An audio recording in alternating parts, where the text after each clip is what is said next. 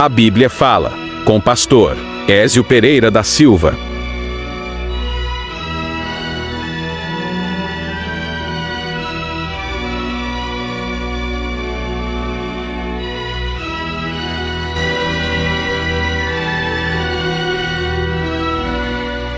Mais uma vez, cumprimento a todos com a graça e a paz do Senhor Jesus Cristo.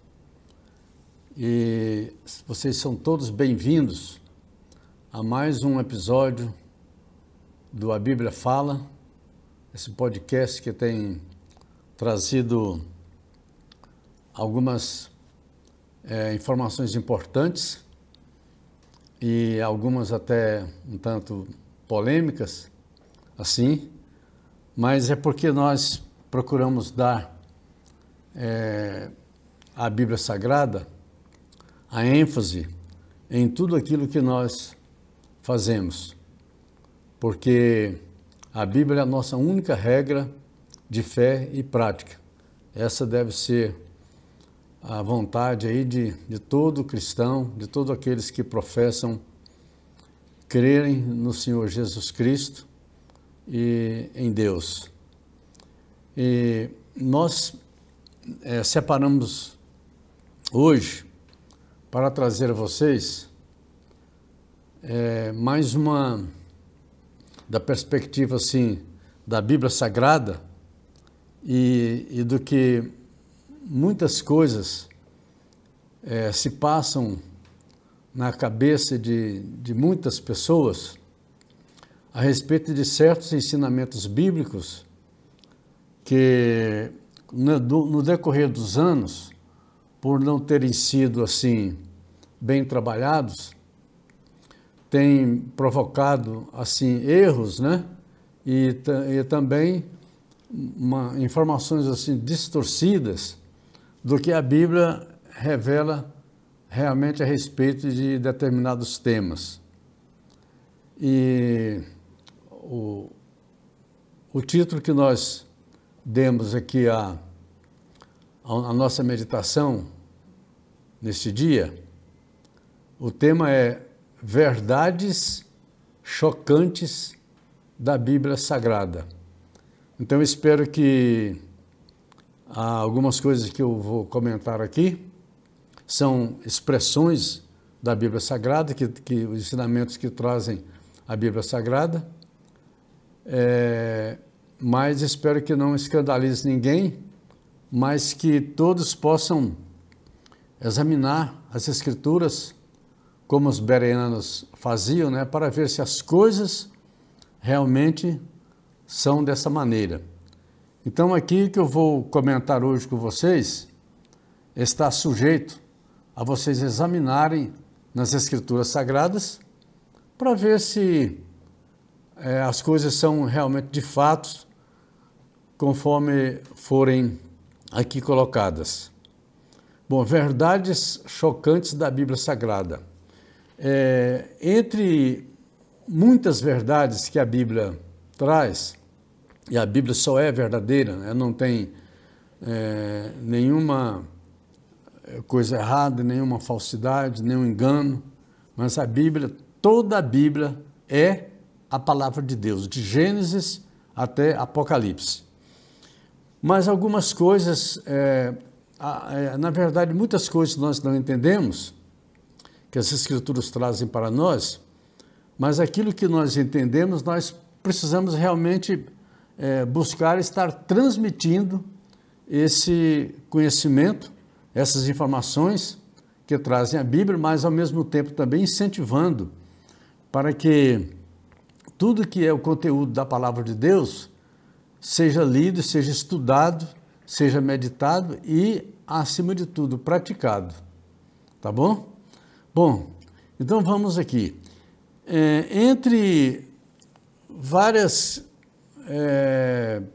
verdades que a Bíblia traz, assim, mais destacadas, eu quero apresentar para vocês aqui neste podcast algumas verdades que, além de serem chocantes, elas são, na verdade mesmo, verídicas, elas ocorrem. E essas verdades também, pelo conteúdo, pela consistência delas, elas são implacáveis, quer dizer, elas são daquele jeito mesmo, a verdade não muda. Essa é a verdade é uma só, ela não muda. E por isso, normalmente as verdades, elas são implacáveis, quer dizer, elas são sem contestação. E ainda que hajam contestações, essas contestações, elas não procedem e não diminuem o que ela expressa. Então, essas verdades são implacáveis, incontestáveis, e para muitas pessoas, elas provocam também uma certa perplexidade. Até mesmo, por exemplo, eu tenho alguns textos da Bíblia Sagrada que eu não consigo entender, e por mais que eu estude vários comentários, leio, medito e tal, mas a gente não chega a uma conclusão do que realmente o significado expressa. Mas é certo que muitos dos ensinamentos que a Bíblia traz provocam, né? A verdade provocam assim, perplexidade, na verdade, para as pessoas. Mas o objetivo da Bíblia Sagrada, todo o objetivo da Bíblia Sagrada é bom, é perfeito, é algo extraordinário vindo da parte de Deus e, portanto, essas verdades, elas só têm o objetivo de ensinar e de tentar trazer as pessoas das trevas para a luz de Jesus Cristo, a luz da palavra de Deus. Então, andando aqui nessa primeira apresentação, o objetivo das verdades bíblicas é transmitir essas verdades para os seres humanos. E é verdade também que a Bíblia Sagrada, ela traz, ela relata, na verdade, assim, ela publica e ela contesta muitos males. Ou seja, praticamente todos os males do mundo estão contidos na Bíblia Sagrada. É verdade que nem todos assim em pormenores, mas elas estão contidas na Bíblia Sagrada exatamente para serem contestadas e para serem também denunciadas para os seres humanos, que tais coisas que foram escritas, elas têm um caráter mau, têm um caráter pecaminoso e é ruim, e por isso a Bíblia condena. Nessa condenação que a Bíblia traz de tudo que é errado, de todo mal, então algumas coisas bem fortes, e dessas coisas nós precisamos nós termos conhecimento para buscarmos a verdade, entendermos e rejeitarmos aquilo que é mal. Bom, vamos ver aqui então. Eu listei aqui 13, não sei se vai dar tempo de fazer todas, mas eu listei aqui 13 verdades que são chocantes na Bíblia Sagrada. Pode ser que para uns não, mas para outros sim, tá bom? Então, mas a finalidade é que há um propósito de Deus em tudo que a Bíblia traz, em tudo que ela ensina. Então vamos iniciar aqui essas verdades. A primeira verdade é a seguinte: Deus criou Lúcifer já sabendo antecipadamente que este iria pecar, ou seja, que Lúcifer iria pecar. E, a bem da verdade, me cumpre dizer que Deus criou Lúcifer. Lúcifer é o que nós conhecemos, né, mais popularmente, de diabo, de Satanás, de demônios, né, o espírito que é contra Deus. Mas Deus criou Lúcifer de forma perfeita. Deus criou Lúcifer assim, abaixo da Trindade, só que infinitamente inferior, mas a maior autoridade, quer dizer, o ser mais poderoso abaixo da Trindade foi Lúcifer. E Deus criou ele dessa forma. Mas assim, não se pode cogitar que Lúcifer está assim, tão poderoso que está perto da Trindade. Não, não está. Ele está abaixo da Trindade, quer dizer, acima de todos os outros anjos criados por Deus, mas infinitamente inferior. Então, Deus criou então Lúcifer como um querubim ungido, e criou ele com muito poder, mas com muito poder mesmo. Mas Deus criou Lúcifer com um propósito, e no decorrer, aí eu já falei disso aqui em alguns outros episódios aí do nosso podcast, algumas referências assim a esse respeito. Mas o que eu quero dizer é o seguinte, Lúcifer agora não é Lúcifer mais, quer dizer, aquele querubim tão poderoso que foi criado por Deus e foi criado santo, perfeito, conforme a Bíblia diz que ele foi criado.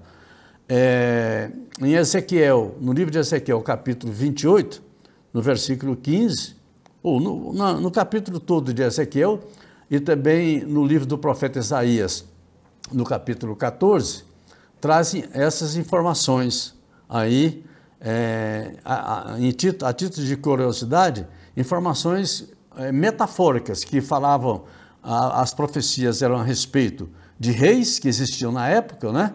Mas que o seu caráter detectado por Deus nesses reis eram semelhantes àqueles que Lúcifer possuía. Então, Deus criou Lúcifer e Deus criou ele exatamente para uma finalidade. A finalidade é que, na verdade, ele realmente, em determinado tempo, lá na eternidade passada, ele se rebelasse contra Deus, o próprio Deus que o criou, e envolveu com isso praticamente aí uma terça parte dos anjos de Deus, e ele rebelou-se contra Deus, né? E passou a ser adversário de Deus, e aí depois a gente desenvolve aqui. Mas o que eu quero dizer é que é o seguinte, Deus não criou o diabo, Deus não criou Satanás, ele criou Lúcifer, que depois, com a transformação que houve na vida dele, ele passou a ser Satanás, quer dizer, um adversário de Deus, um rebelde contra Deus. Mas Deus criou ele santo, tá bom? Santo e perfeito. Mas Deus criou ele para as finalidades, né? Que a gente vai dizer alguma coisa, já disse algumas delas aqui no decorrer de outros episódios e dos podcasts passados, mas é interessante saber que Lúcifer não apareceu no universo assim, de qualquer forma. Ele apareceu porque foi criado, e quem criou foi Deus, tá bom? Bom, dito isso, então, a segunda verdade é que Deus criou o homem, o ser humano, sujeito ao pecado de propósito. De propósito por quê? Eu posso explicar. Deus poderia, na imaginação de vocês, da maneira como vocês interpretam as Escrituras Sagradas, Deus poderia ter criado o ser humano, Adão e Eva, né, no caso, sem a possibilidade de eles pecarem, deles cometerem pecado? A resposta é sim. Deus poderia ter criado o ser humano isento de pecar, ou seja, um ser que nunca pecasse contra ele. No entanto, Deus não fez assim. Ele não escolheu essa opção que ele tinha. E sempre quando Deus, aliás, todas as vezes, 100% das vezes que Deus faz as coisas, ele faz as coisas boas, santas e com um propósito. Deus nunca faz nada sem propósito, sem uma razão, sem uma finalidade. Então Deus criou o ser humano sujeito ao pecado, e isso de maneira proposital, certo? Isto é, Deus sabendo de antemão que o ser humano iria pecar e cair, mesmo assim ele o criou com essa possibilidade de pecar. Ainda que podendo tê-lo criado sem essa condição, no entanto ele criou nessa condição, sujeito ao pecado. Ou seja, Deus poderia ter criado o ser humano sem a possibilidade de pecar, mas não o fez. Quer dizer, essa é uma verdade que a Bíblia traz e que pode, assim, escandalizar alguém e ser chocante para certas pessoas.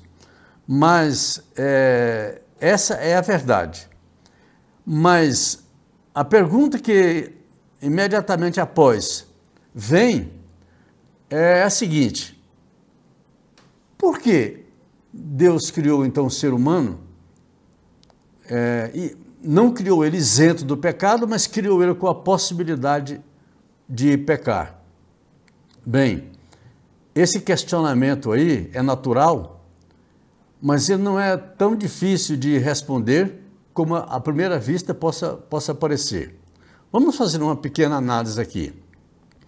Se tudo que Deus fez é perfeito, como de fato é perfeito, é necessário, é justo, é amoroso, é bom, é imprescindível. Quer dizer, Deus não criou as coisas à toa, criou por criar. Não, ele criou com propósitos, com finalidade. Então, se Deus, tudo que ele faz é perfeito, é necessário, é justo, é amoroso, é bom e é necessário que seja feito, então a conclusão que nós podemos chegar, conclusão lógica, conclusão bem evidente e também teológica, quer dizer, está de acordo com toda a palavra de Deus, com toda a Bíblia Sagrada. Então é que, indubitavelmente, havia uma razão concreta, uma razão perene, quer dizer, permanente e inadiável. Também uma razão forte, absoluta, uma razão clara, indispensável e também imperiosa. Quer dizer, era necessário que Deus colocasse o homem na terra, criasse o homem na terra, com essa possibilidade de ele pecar. Isso traz muitos ensinamentos, muitos questionamentos e também ensinamentos maravilhosos por que Deus fez isso.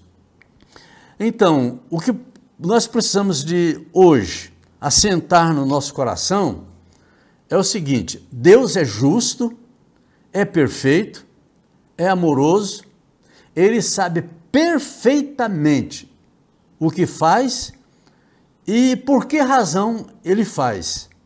Na verdade, é que havia uma razão concreta, absoluta e bastante clara, indispensável para que Deus assim procedesse, quer dizer, criasse o ser humano com a possibilidade de pecar.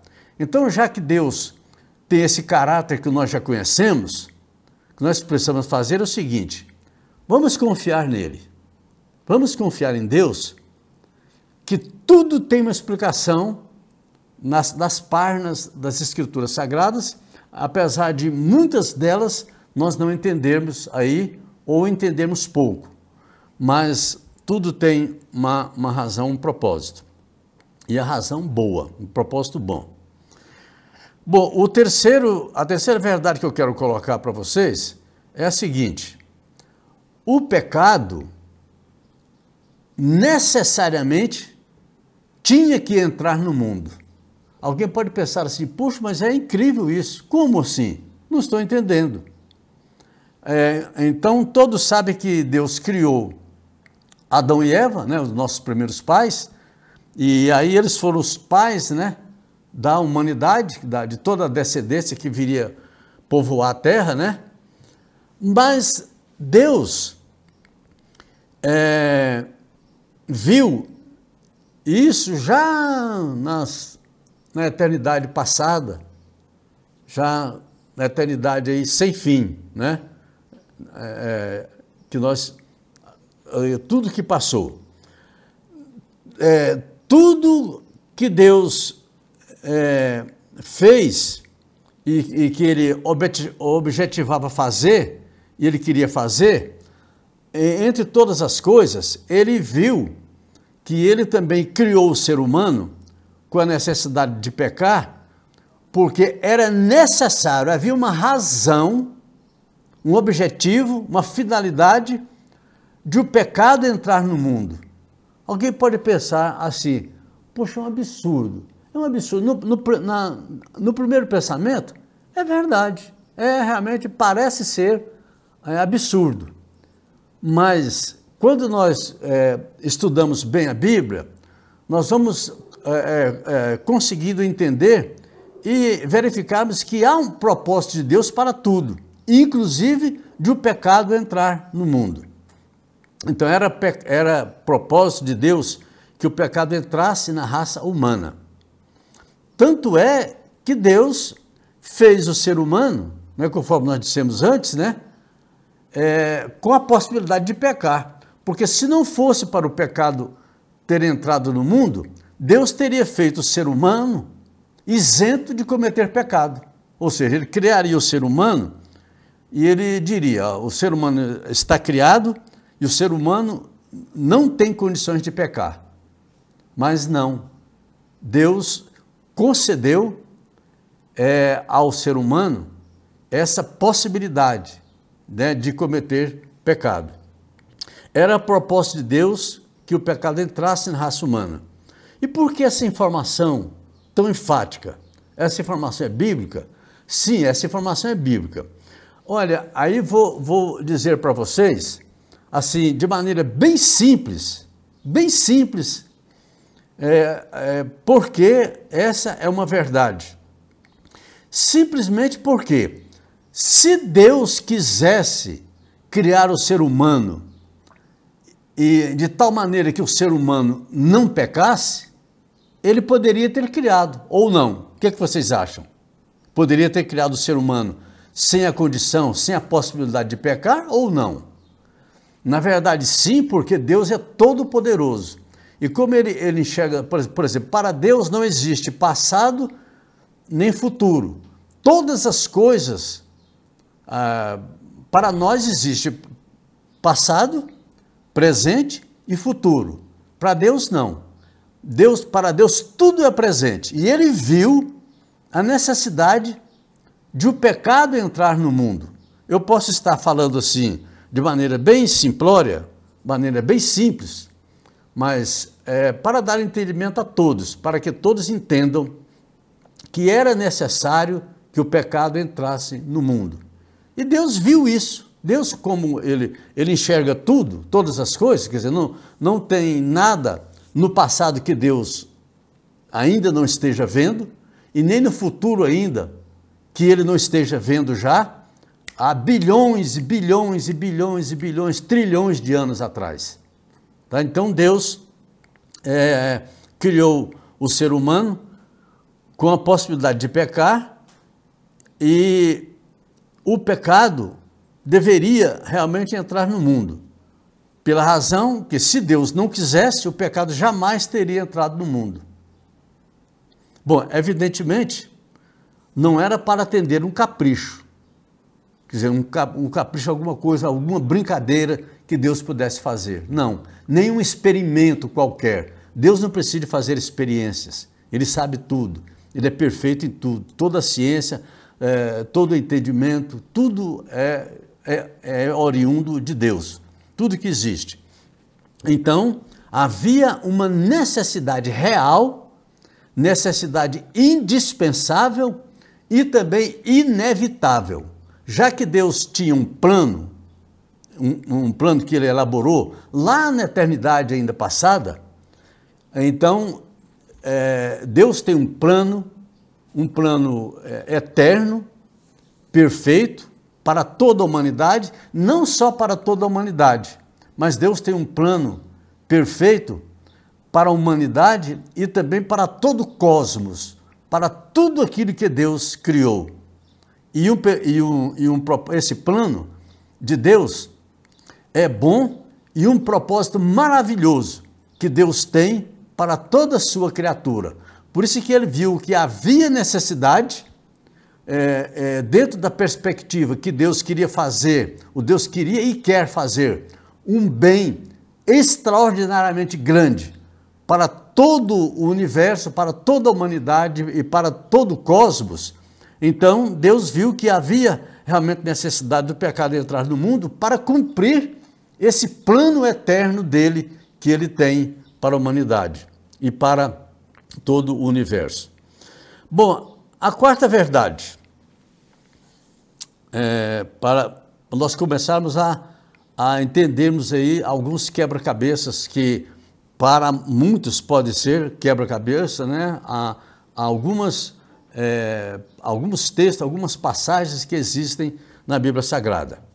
Olha só, a quarta que eu quero expressar para vocês. Deus é o Senhor absoluto do inferno,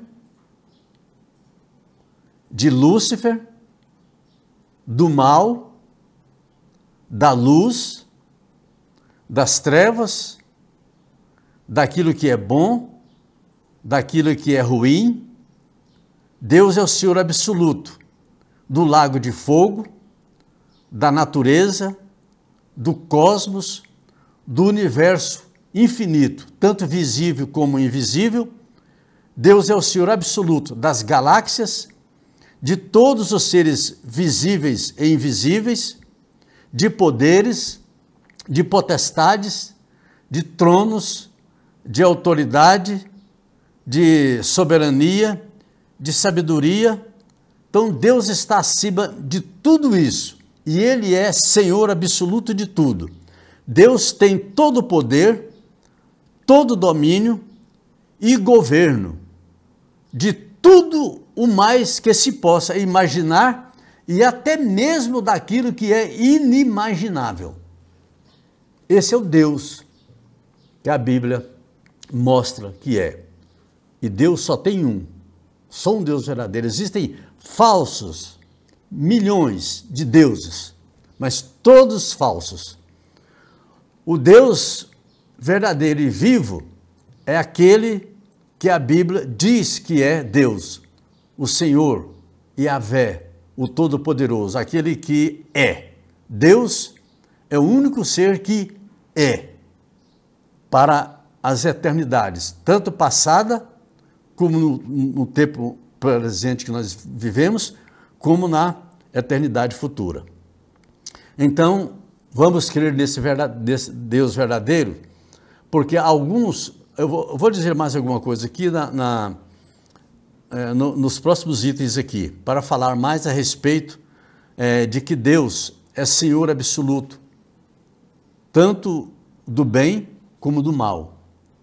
Deus é Senhor absoluto do inferno, de Lúcifer, das trevas, da luz, de tudo que é bom, de tudo que é ruim. Deus domina sobre tudo. Ele é absoluto no poder dele. Vamos então passar aqui para o quinto item. Vou ver se eu chego posso chegar até os 13, né? Olha só, quinto, a natureza, isto é, o caráter do diabo, passou a fazer parte do ser humano. Isso eu já disse aqui para vocês.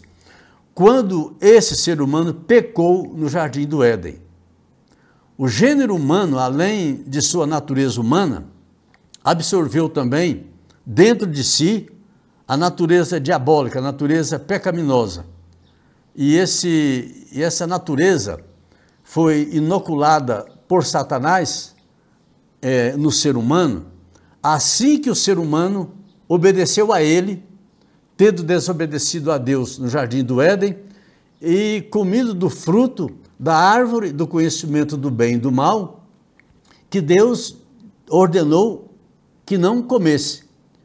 E eles então, Adão e Eva, desprezando o que Deus falou e aceitando a sugestão da serpente, que estava possuída de Satanás, não é? E eles então tomaram do fruto da árvore do conhecimento do bem e do mal e comeram. Com aquilo, eu já disse isso aqui de uma outra vez, com essa ação aí de Adão e Eva, eles rejeitaram, porque desobedeceram a Deus, preferindo obedecer à serpente.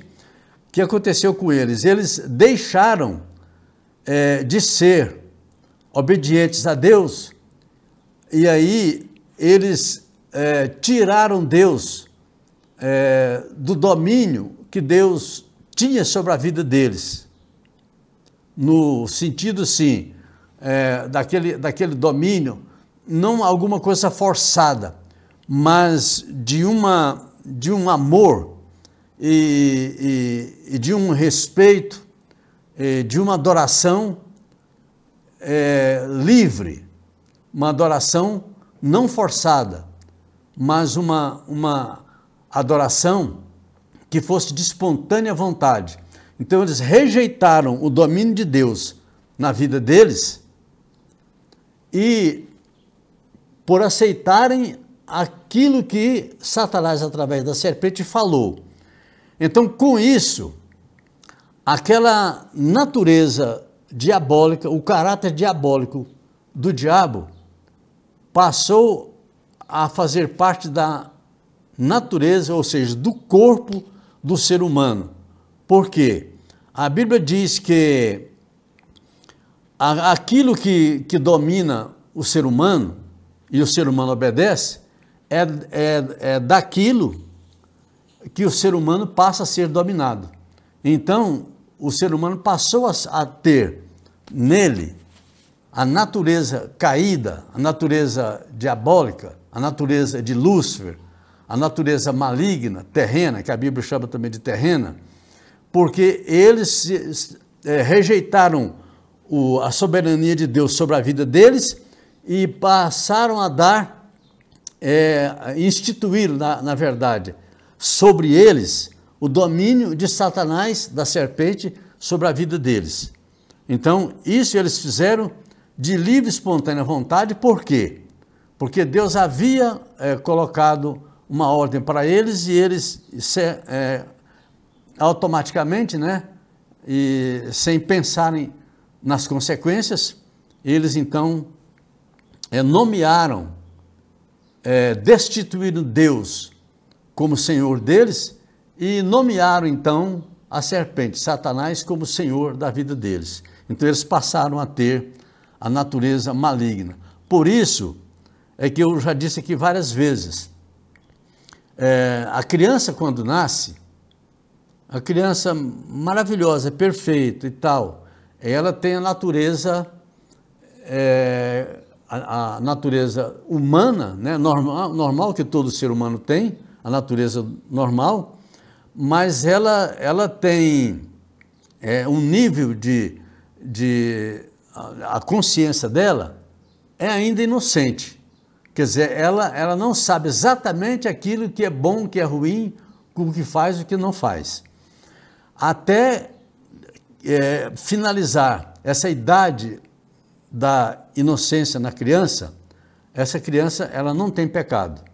A partir do tempo em que ela perde a idade da consciência, da inocência, e passa para a idade da consciência, ela passa a saber, então, discernir entre o bem e o mal, e, por isso, ela passa a ser pecadora diante de Deus, então, responsável pelos seus atos. Ela passa a ser responsabilizada pelos atos que ela cometer.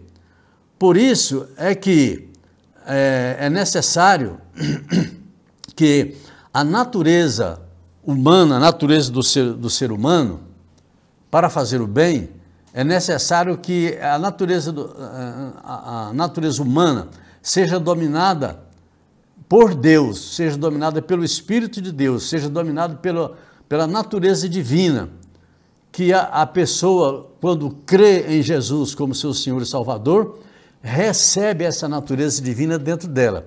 E aquela natureza que ela recebeu, natureza maligna que ela recebeu do diabo, passa a ser dominada pela natureza divina dentro dela. Deu para entender? Bem, então por isso é que o ser humano precisa nascer de novo.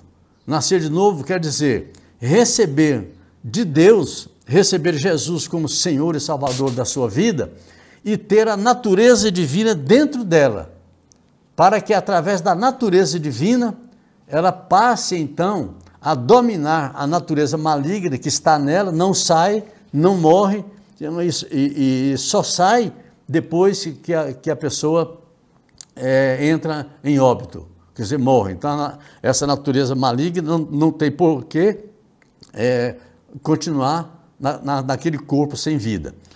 Mas as obras que a pessoa faz, então, elas precisam ser feitas de acordo com a vontade de Deus. E quando essa pessoa recebe Jesus como Senhor e Salvador, o que acontece com ela? Ela recebe, então, através do Espírito Santo, a natureza divina dentro dela. Jesus falou que ele e o Pai, o Espírito Santo, passam a morar no ser humano, quando o ser humano crê, se arrepende dos seus pecados e recebe Jesus como Senhor e Salvador. Quando recebe essa natureza divina, então essa natureza divina passa a dominar a natureza humana, que é própria do ser humano. E aquele domínio que esse ser humano tinha anteriormente, pela natureza maligna que estava dentro dele, então ele passa a ser dominado agora por Deus, pela natureza divina. Então, essa natureza carnal, essa natureza terrena, animal e diabólica, que ainda está dentro do ser humano, ela passa a ficar como se fosse morta. Então, por isso que Paulo diz, instruindo, ele falando em Colossenses, ele diz, em outros textos também, fazei morrer a vossa natureza terrena, ou seja, a natureza carnal, a natureza maligna. Por qual poder? Pelo poder de Deus, pelo poder do Espírito Santo, pelo poder da palavra de Deus. Então, com isso, o ser humano tem domínio sobre a natureza carnal, a natureza maligna, e passa agora a fazer a vontade de Deus. Então, ser verdadeiramente um filho de Deus, arrependido dos seus pecados, perdoados, né? E tendo recebido de Deus a promessa da vida eterna. Tá bom. Então, com isso, nós temos um entendimento maior aqui, por que é que a pessoa, o ser humano, precisa nascer de novo. Porque se ela continuar com essa natureza maligna que tem dentro dela, dominando a vida dela, ela vai perecer eternamente. Ela não vai dar vazão a Deus na vida dela, e ela continua na prática do pecado e culpada por todos os pecados que ela cometer. Tá bom? Bom, vamos então aqui para a outra verdade aqui, a sexta.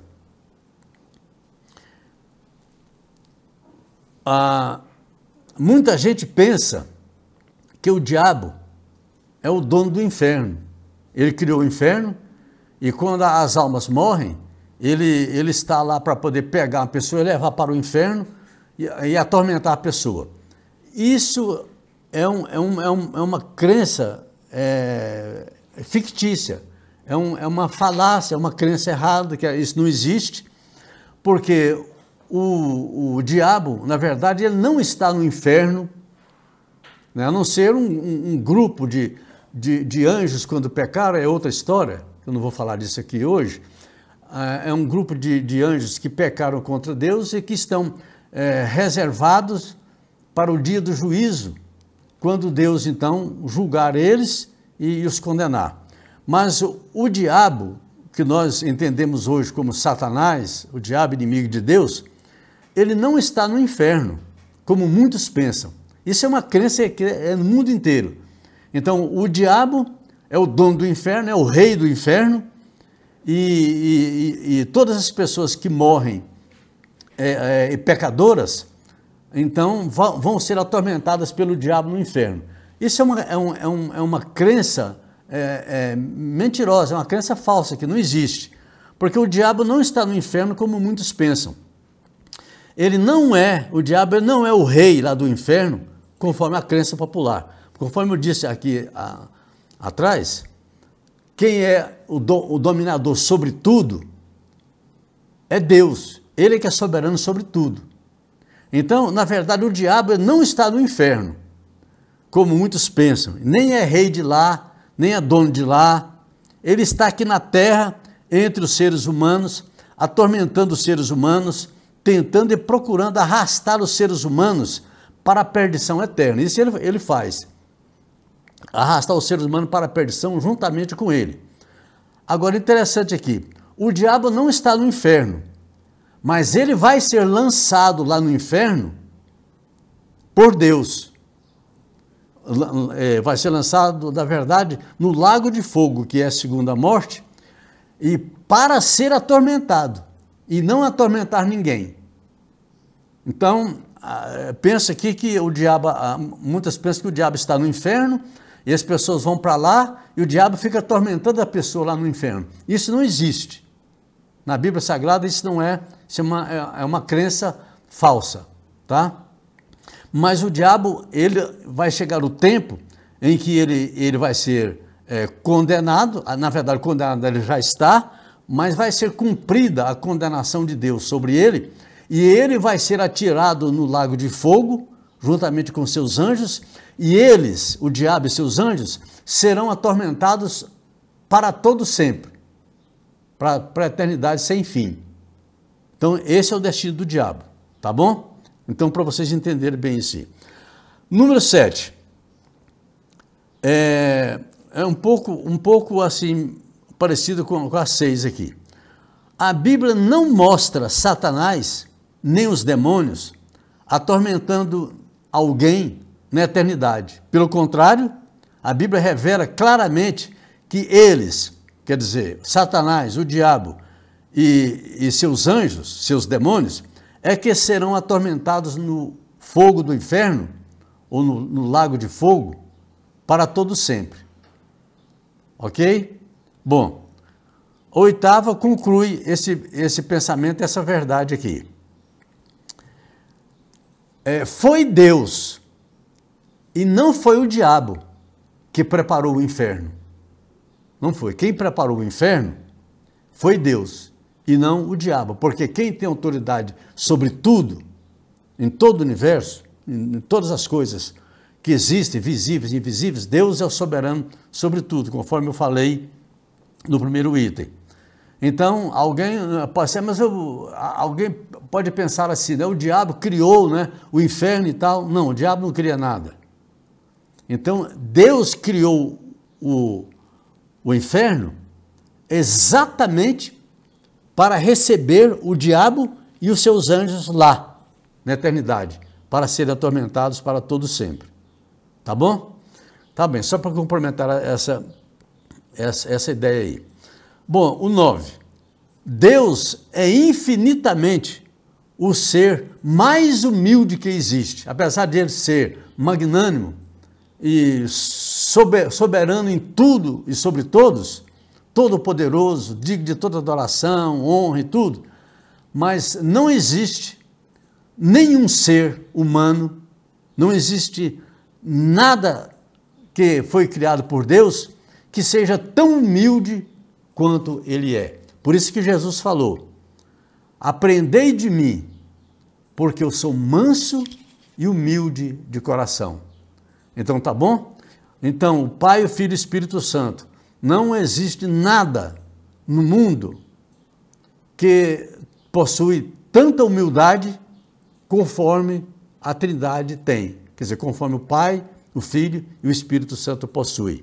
Então, Deus, o Deus Trino, Deus Triuno, é o ser mais, infinitamente, mais humilde que existe, superior a todos os seres da criação. Tá bom? Então, acho que dá para nós chegarmos aqui. Na verdade, 10. Não foram os judeus, nem o Império Romano que mataram Jesus. Os judeus entregaram Jesus para ser morto para o Império Romano. E o Império Romano, então, executou Jesus. Mas quem entregou, na verdade, Jesus para ser morto, sabe quem foi? O Pai. Exatamente isso. Pode ser escandalizante para alguém, mas não devia ser. Por quê? O versículo, provavelmente o versículo mais conhecido da Bíblia Sagrada, está registrado em Evangelho de João, capítulo 3, versículo 16. E o que diz esse versículo? Esse versículo diz o seguinte: Deus amou o mundo de tal maneira, quer dizer, o amor dele pelo ser humano de tal maneira, que ele deu o seu filho, quer dizer, ele entregou o seu filho unigênito, no caso Jesus, né, para toda aquela pessoa que crer nele, não pereça, quer dizer, não seja condenada, mas tenha a vida eterna. Então, mais aqui, falta só de observação. Quem achar aqui, né, que essa verdade aqui seja uma verdade que provoca escândalo e tal, não. Porque é uma verdade que muitas vezes ela não foi meditada. Então, Deus foi quem entregou Jesus à morte. Agora, mais especificamente, foi Jesus mesmo que se ofereceu a Deus para vir aqui à terra para morrer. Então, Jesus fala lá no Evangelho de João que ninguém toma a vida dele. Não eram os judeus que tomaram a vida de Jesus Cristo, nem foi o Império Romano também que tomou a vida dele. Mas ele disse assim, olha, eu entrego a minha vida. Jesus disse isso. Então, Jesus não foi morto por ninguém. Ele foi executado, né, pelo Império Romano e pelos judeus, que cumpriram o desígnio de Deus de oferecer Jesus para morrer pelos pecadores. Então, quem entregou Jesus à morte foi o Pai, por aceitação dele mesmo, Jesus.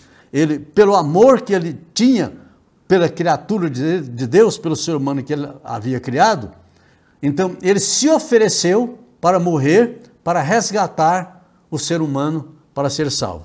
Tá bom? Bem, 11º aqui. O primeiro pecado, vocês podem pensar, o pecado aqui na terra. Bom, só que o primeiro pecado não começou com o ser humano, não foi Adão e Eva que cometeram o primeiro pecado, eles cometeram o segundo pecado.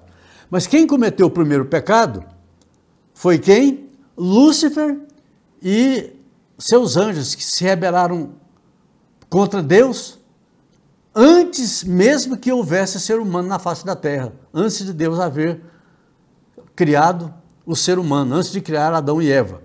Então, o primeiro pecado não começou com o ser humano e nem tampouco na terra.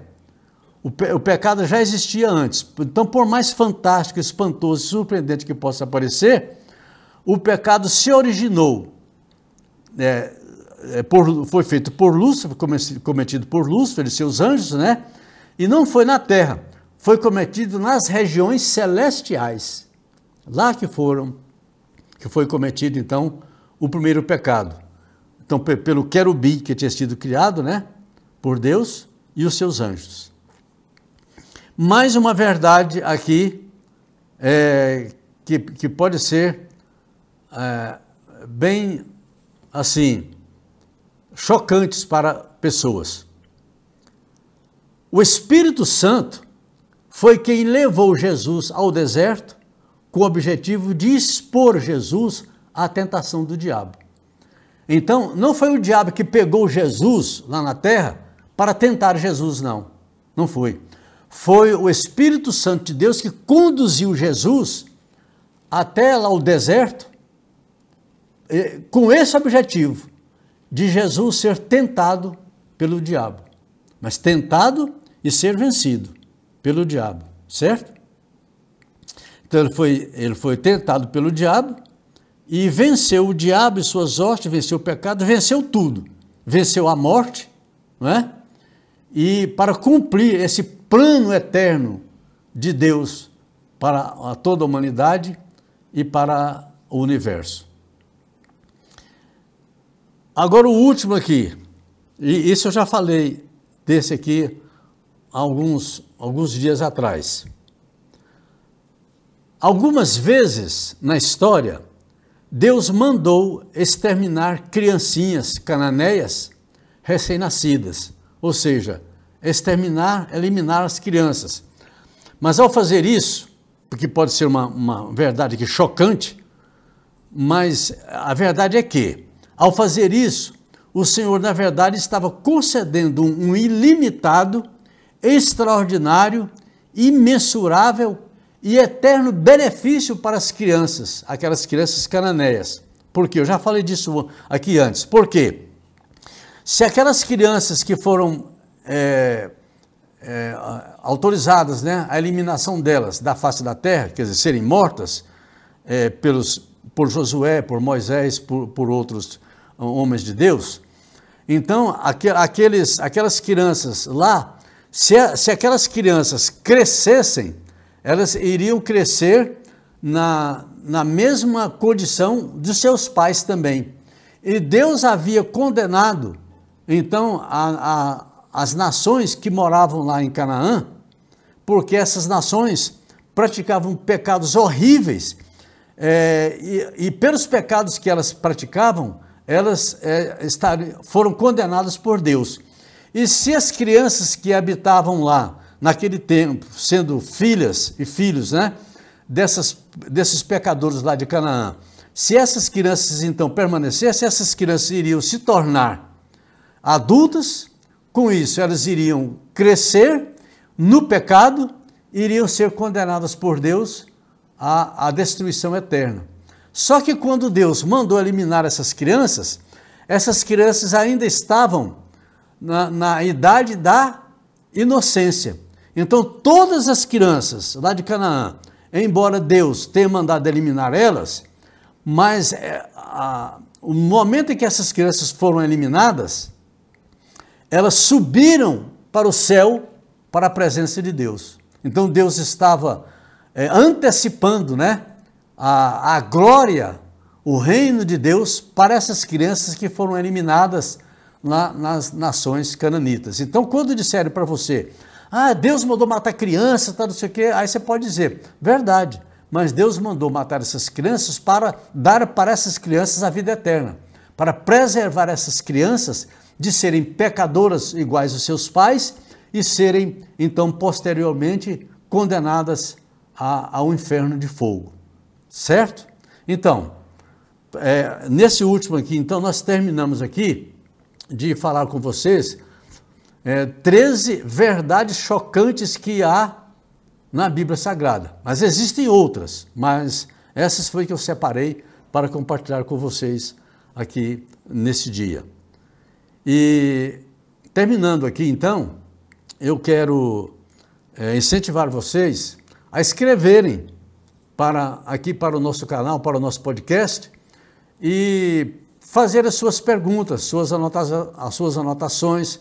Vocês tiverem dúvida, qualquer coisa, vocês podem dizer, vocês podem perguntar à vontade a respeito de qualquer coisa das Escrituras Sagradas. O que não pode é você continuar duvidando, quer dizer, você continuar em dúvida a respeito da Bíblia Sagrada, em qualquer assunto, em qualquer tema. Tá? Você escreva para nós e também não esqueça de adquirir, né, ligar para nós no telefone que aparecer aí no final, vocês ligarem para nós e adquirirem o nosso livro chamado A Segunda Vinda, a Grande Tribulação e o Arrebatamento. Vocês vão ter lá informações preciosas sobre a escatologia, tema que nós desenvolvemos aqui frequentemente para instruir, dar instruções a vocês a respeito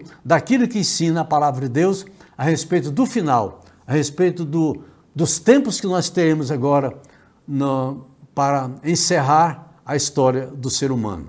Então, Deus que abençoe a sua vida, obrigado pela sua atenção e continue conosco, inscreva-se no canal, registre lá as suas dúvidas, escreva para nós contando, deixe o seu like ou o seu dislike se você quiser, tá bom? Deus que abençoe a sua vida e abençoe também a sua família, em nome de Jesus Cristo. Sobre o tempo do fim, o livro A Segunda Vinda, a Grande Tribulação e o Arrebatamento, escrito por Ézio Pereira da Silva, aborda de forma profunda e abrangente a escatologia, o estudo das últimas coisas. O autor explora as profecias do Antigo e Novo Testamento, os ensinamentos de Jesus e dos apóstolos sobre os últimos dias, além de traçar um panorama histórico profético que culmina na inauguração da Era Eterna Futura. Enviamos para todo o Brasil.